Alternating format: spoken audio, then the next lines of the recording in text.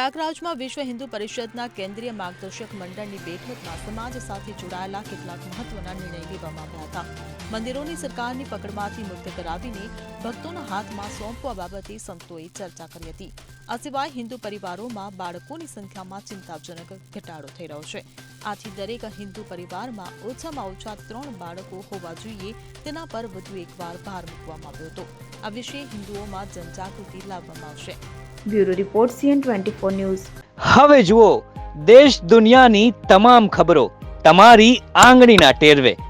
ઉઠાવો મોબાઈલ અને Google Play Store પરથી ડાઉનલોડ કરો અમારી CN24 ન્યૂઝ મોબાઈલ એપ।